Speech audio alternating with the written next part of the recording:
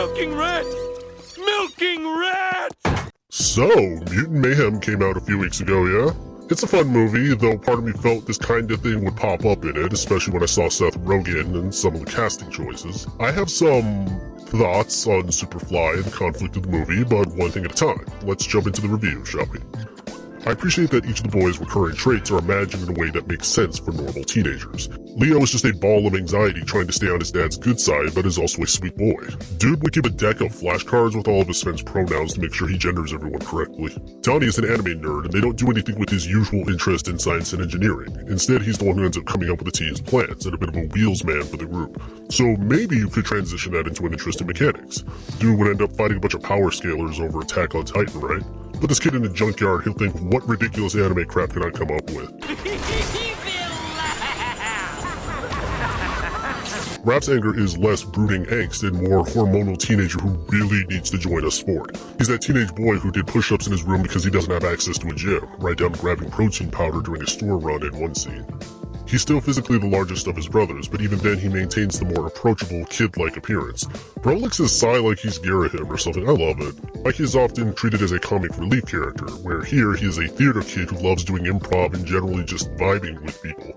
The movie is good about giving each of them a moment to shine in fight scenes, one of which is really nice in how it transitions as if it's one fight, but constantly switches perspective to convey the passage of time. They also all rescue each other. We'll get into their voicing in a sec, but I'll get the negative casting stuff out of the way first. You know, I turned down $9 million. Damn. Because I didn't want to get the You didn't jab. want to get, you Yeah, know. and fuck that jab. And fuck y'all for trying to make me get it. Jackie Chan and Ice Cube should not be in this movie. I've touched on this before, but even if Jackie Chan wasn't a person littered with several problems I don't care to get into for this video, this casting choice furthers the Japanese erasure in the series. The Asian rat thing was already a mess of racial stereotypes, along with several of the character designs in the movie, but like, geez. There's a scene where Mikey says, "ratting us out," and the joke about him getting reprimanded for it is that Splinters and his brothers are reacting as if it's a slur, which is undermined by the fact that calling someone a rat already is one, particularly toward Asian and Jewish people. Hey Buwan covered this issue from much greater depth and from a more experienced position, so if you'd like to know more, check out the link in the description. Ice Cube is an anti-vaxxing, MAGA-aligning, autism-speak-supporting loser. I won't deny his performance was some of his better work, mostly because I remember his low lows as an actor. Black media likes mocking his acting for a reason. The anti-vax behavior is especially dangerous to me because we're still in a pandemic, and all the higher-ups have a duty to keep staff safe. Obviously, vaccination alone doesn't eliminate the risk entirely, but we need more scrutiny for the safety of production staff with COVID. Artists provide us with amazing work, and they need a safe space to work in and managerial staff that prioritize their safety. So it's disappointing to see Ice Cube brought on and supported. I don't claim to know their protective practices or how the recording room was set up, but right now some production spaces are doing some degree of protection. But even that is very hierarchical, because it only extends as far as we need to keep our important people safe, and everyone part of the project deserves a safe and equitable workspace. Between the strikes going on, the pandemic, and the abuses in crunch time as seen with Across the Spider-Verse, reviewers and content creators should absolutely call out these issues as they pop up. Jackie Chan's casting was likely done with the thought process of, hey, who's a popular Asian star? He did martial arts films, those were fun. Ice Cube projects a very specific image for his brand. We'll put this casting choice on hold because, boy, do I have a lot of choice words about you, Superfly. I've never considered it a priority that movies featuring teens or kids have actual child actors portraying them, just because I'm so uncomfortable about how predatory Hollywood is toward them. I never fault a work or think less of it for having kids that sound like adults. That said, the main crew for the Turtles all do a great job here, and it seems like they genuinely enjoyed their time on the project, so good. So, speaking of the young bloods, let's talk slang. Oh, stewardess, I speak jive. Oh, just hang loose, blood. She gonna catch up on the rebound on the med side. What it is, Big Mama? My mama raised no dummies. I duck a rap. I don't mind slang in works like this. Letting the cast bounce off each other really helps the dialogue come across more organically, as we hear a fair amount of regional slang in the movie. I'm more concerned about them trying to lean on slang as a big part of the dialogue in later releases. A lot of times when people speak like this, particularly with what's labeled Gen Z slang or memes, people are mostly just using African American English, AAVE. It's in no way new and has been around for decades, and there's plenty of it in the movie.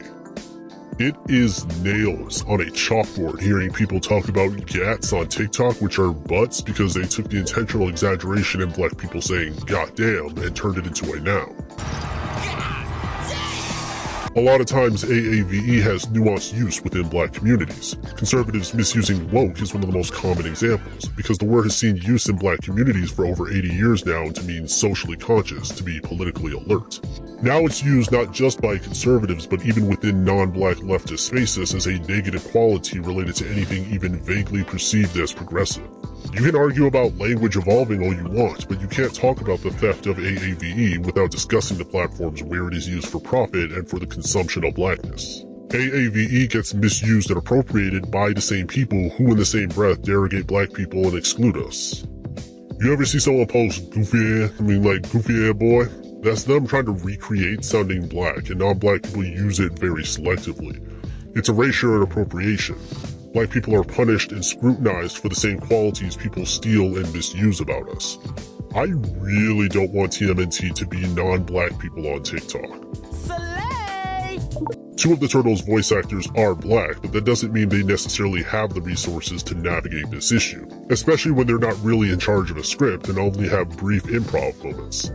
At best, appropriation is people butchering or misusing your culture because they see you as a plaything, where the actual and proper use of your language is erased and credited completely to people with no knowledge of the people who pioneered it years before, and use it in an entirely different manner. At worst, it's intentionally weaponized against you in a way that those around you who kick you down profit from. Oh my God! The mother of Mecca is right here before me!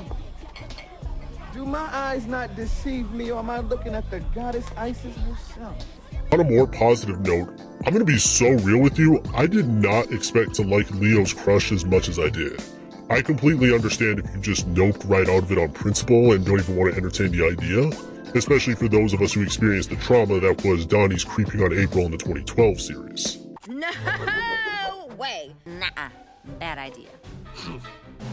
I will show her a bad idea. Admittedly, of all the TV series, I like the one where April is family, but not someone the Turtles have a crush on. That said, there were still a few things I feel separated Mutant Mayhem's portrayal from past April crush storylines.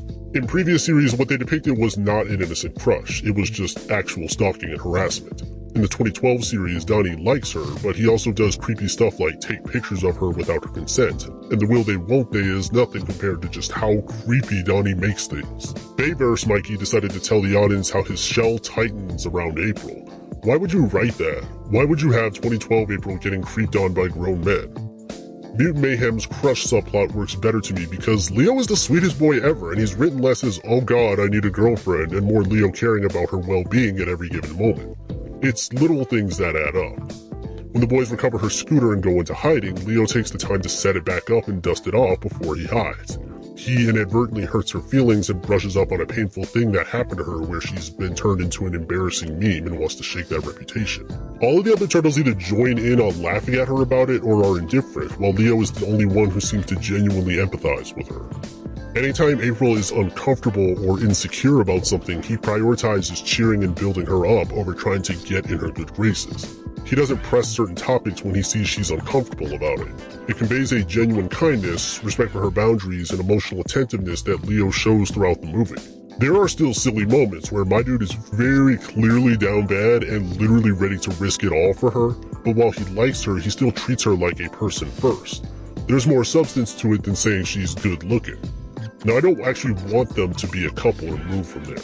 Obvious mutant-human relationship aside, I don't mind this as a one-sided crush that doesn't lead into a relationship and instead they become close friends and later siblings. I think more works could use storylines where someone has romantic feelings that are not reciprocated and they still think the world of each other. I would love it if in the TV adaptation his crush lasts through maybe one season, we drop the crush and they just become sibling besties who are still very close. The fact that Leo is canonically into fat black girls, though, warms my soul. I appreciate that the movie presents April as desirable in a way that doesn't fetishize or exoticize her body, and I think it'd be great if she ultimately ends up with others showing interest in her and not working out with her for Leo, but the two are still close. I'm very cautiously optimistic because I went into this movie expecting it to be a lot worse, but I wouldn't be surprised if later releases of this iteration ends up screwing something up. I hope not, but I really am gunning for that besties ending, but I don't blame you if you feel like it shouldn't be a thing at all. On to one of the biggest strengths. The movie very heavily emphasizes the teenage aspect of TMNT, and that's great. Everything from their voices and designs helps convey them as smaller and more approachable. Little details like their teeth, the fact that every character has very intentionally asymmetric and disproportionate body parts in their designs. It helps convey a mixture of kids' doodles in school and helps them feel less like a Hollywood exaggeration of conventional attractiveness. It's obviously not what they pictured, but it ends up being much more enjoyable and real for them. And I feel that making them have ganglier bodies, making them much smaller and more kid-like, matches the theme of the story so much better. These aren't trained super soldiers, they're kids desperate for acceptance. And the design philosophy of the characters, for the most part, really help fit the story. The start of the movie really delivers on this quite well. The boys are forced to live in a society not made to accommodate them. The scenes where they get a taste of the outside world and have to tear themselves away from it is painful. The scenes where they see that glow and light they enjoy fading away as they retreat to the sewers is fantastic at conveying it. They have a moment where they finally see what high school is like, and the school is gross and dilapidated. But it's that sense of community they crave more than anything else and why they love it despite it being so underwhelming. The community you have is nice, and something I've always felt is missing in a lot of works about finding community and found family is that it's okay to long for a world where you're not viewed as hostile. A small world where you have your own bubble is one thing, but also understanding the circumstances of what made that bubble is good too. It also gives the movie its own sense of distinct identity, as it almost feels like claymation at times, and the choice to make people look like typical people that are portrayed in a lot of Hollywood works without ridicule is effective at helping to visualize the story's theme of acceptance. An emotional conflict we see through the lens of the boys, through Splinter, through April, Superfly, and his mutant family. But there is a problem, and boy do I have some thoughts on Superfly. I ain't giving you shit. And all those black folks you keep doing so much talking about get guns and come back ready to go down, and I'll be right down front killing Whitey. Superfly is fun, but he bugs me, no pun intended, because Mutant Mayhem is about acceptance in the face of a prejudiced society. His dad, Baxter Stockman, is black. He's got a black voice actor with a distinct black scent. He has friends who engage in elements of black culture, and Superfly single-handedly raised and protected his family from a society that treats them with violence. He considers the Turtles his family mere seconds after meeting them. Everyone is attacked in a way that directly mirrors police violence. At one point, the Turtles are captured by this woman who declares them her property. Splinter also has an understandable fear and disdain for people because he and his family gets treated with violence. Why that's bothersome is the source of villainy is black anger. They take the angry, violent black man and frame his anger toward bigotry and prejudice as evil and vicious. Superfly is very blatantly black-coded and designed to be a violent, black brute. I'm certain that Ice Cube was cast with that idea in mind, considering his career has him playing that exact role. Friday, Boys in the Hood, Higher Learning, NWA, Superfly is an angry black man. That makes it all the more telling that they designed a character steeped in black identity and culture to be a victim of prejudice that immediately jumps to the most violent, irrational solution imaginable to gain acceptance, by mutating and enslaving people around him. And I'm not saying, oh, maybe they should have murdered anyone. Not at all. I'm asking you to step back and examine the framing here. The direct text is cut and dried. Mass murder is obviously bad. But my problem is how quite often these works will use the very real violence that non-white people experience and project a white fear of retaliation, and how they always have the villains immediately jump to the most vicious solution. It's intentional to portray the victims of colonial or prejudicial violence as irrational and evil by having them do things like hurt children, kick puppies, kill all of humanity to invalidate the very real perspective they bring up. And often said characters are contrasted with the good, non-violent, pacifistic, non-white people who assimilate and forgive as the story acts like they were somehow wrong or bigoted for holding resentment toward their oppressors. I'm also tired of "it's a movie for kids" being used to excuse this when it happens. It's exactly because it's for kids that we should talk more about these issues. This comes more to a head with the framing of the movie's climax. They draw a direct parallel to the Asian Splinter, who is horrified that Superfly says the same thing he said earlier, about how everyone needs to listen to him to stay safe, and Splinter gradually lets go of his hatred of humans. Can you tell Seth Rogen has a lot of racism in works that so much has passed by him in the hallway? Like, Splints. Bruh, you don't even know the half of it. If you think what you saw about the humans sucked, wait until you learn what they do to non-white people, to queer and disabled people. Hell, I've lived in New York for a bit. Let's talk about how many cops are all over the place. April's notebook has a few questions asking if the Turtles have either caught or if they're the source of COVID. That has some implications given that COVID exists in this world. We're going to talk about how the humans have been handling that. Splinter isn't wrong. He takes protective measures for his sons. It's clear he genuinely wants them to be able to go out and enjoy everything life has to offer. And he hates humans because they led to his children almost getting killed. That's not prejudice, that's self-preservation. His anger and fears are not unfounded, and even the joke of him constantly bringing up the milking turned out to be right. I know there's the implication that these are possibly aliens since it's Utrom and all, but it still affirms Splinter's reasonable fears that they would be in danger. There's a scene where we're supposed to agree that humans aren't all bad because April vented in medbay after calling the turtles sus earlier herself. However, this takes place right after the boys were having their blood forcibly extracted and they were declared this woman's property. My man threw his kids a party because he wanted so badly for them to be happy. He wants to keep them safe, but he also wants them to experience the joys of life.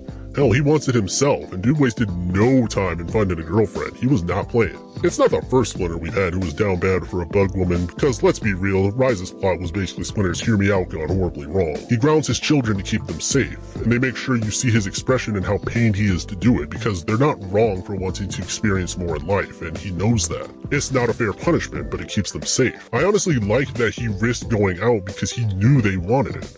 Splinter's apology falls flat because his beliefs that people were dangerous, violent, and untrustworthy because they attacked him and his family were completely reasonable. It reflects a lot of white anxiety about how resentment and distrust toward your violent oppressors is framed as prejudice because not literally all of them are bad. I appreciate exploring the theme of living in a world never meant to include or care about you, and the cruelty and how the turtles would end up missing out on experiencing so many joys in life. The turtles decided to just own the hate by the end and save everyone even if they don't get the acceptance they so badly crave is a favorite moment of mine.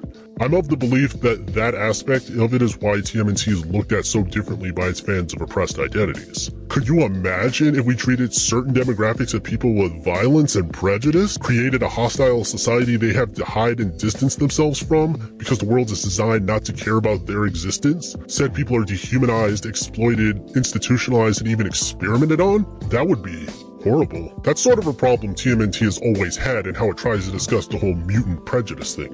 You can't really divorce it from institutional violence in the real world. The IDW comics had some choices in how they try to portray police violence. It's genuinely baffling how they adopt the struggles of oppressed people, whether intentional or not. As much as I love Rise, I always roll my eyes at an episode premise where Raphael gets profiled by cops. They mistake a teenage boy for a grown man who has barely anything in common with him. As someone who's actually had that happen to him and his family members and has been stalked and threatened by police before, I don't exactly love it seeing being played for laughs, especially considering the Rise boys are designed to be black-coded. Splinter is presented as sympathetic for shedding his completely justified beliefs about humans. It's scary how much it recreates the model minority myth when you consider the racial coding of Splinter and Superfly, doesn't it? Hi, I realize I may sound a lot more negative than I actually feel, I'm sure. I don't hate Mutant Mayhem. It was a fun watch, but I do feel it falls into a pitfall TMNT as a series will continue to fall into unless who gets a voice in the production process changes. It's a series still near and dear to me, and I would love to see how it would be handled if put in the hands of Asian and Black showrunners. Imagine if TMNT got the Static Shock or Moon Girl treatment. But while I am optimistic for the series, I can't overlook how Mutant Mayhem perpetuates and digs deeper into a lot of the racial problems of the series, driven largely by its leadership. It will continue as long as the same higher-ups who refuse to honor even basic demands of equitably paying artists that will make everything possible are still in place. I guess to end it on a positive note, I do want to touch on another scene I love, which is the ending. The ending credit scene is sweet, and them finally getting the light they had to keep ripping themselves away from is great. I also love the choice to have them shedding their iconic masks, now that they no longer have to hide. In many ways though, the struggles the Turtles underwent are analogous to non-white people, and Hollywood as an industry is a perpetuator of white supremacy. I can't say I'm surprised, but it's all too relatable. That feeling of seeing something about you but never meant for you, and it makes you feel hyper-visible and invisible at the same time. If you liked the video, consider doing all the usual engagement things that makes YouTube's merciless algorithm happy. For more videos like this where I have an existential crisis about these damn turtles, keep warming my heart in this messed up world.